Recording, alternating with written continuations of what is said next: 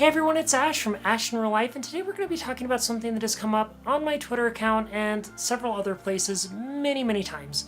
And that's this ongoing debate from folks that really have no business debating this, but it's this idea of whether or not being trans is a mental illness. Now, before we get started, don't forget to like, comment, and subscribe if you enjoyed this video. So, is being trans a mental illness? Well, I got the answer for you, and it's quite simple. The answer is no. And it's not just no, it's unequivocally no.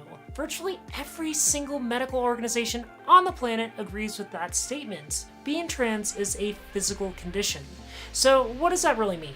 I'll use the example of if you are sick. So let's say you have a fever. You know that fever's really bothering you and you go to a doctor. And the doctor says, hey, I got this medication for you that'll help reduce that fever. And he gives you Tylenol. And your fever goes down and you're happy, right? In a similar fashion, when you're trans, essentially what they're saying is that your brain and your body are different. So if your brain's female and your body's male, you're going to want to treat the condition, right? One of the treatments for being trans is HRT.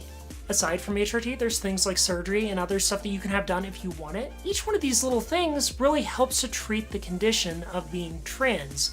So trans is a physical condition. It is important to note that not every single trans person really wants HRT or surgery or anything like that. There's no such thing as being more or less trans. You just simply are. And that's it.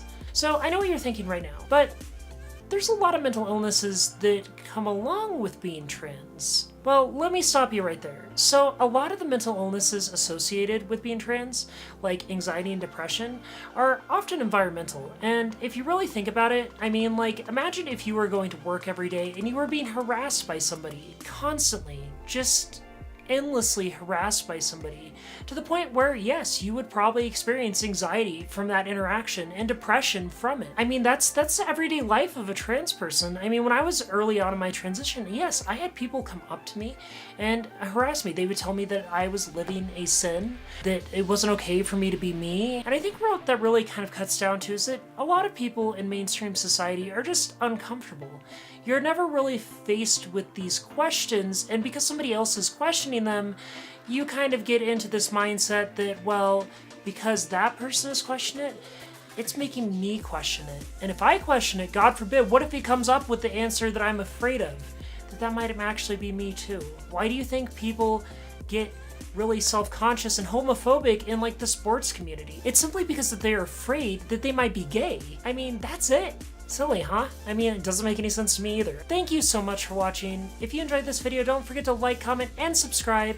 Also, if you'd like to support me and my artistic endeavors, please consider donating to my Patreon. Link is in the description below. Thank you so much. Goodbye.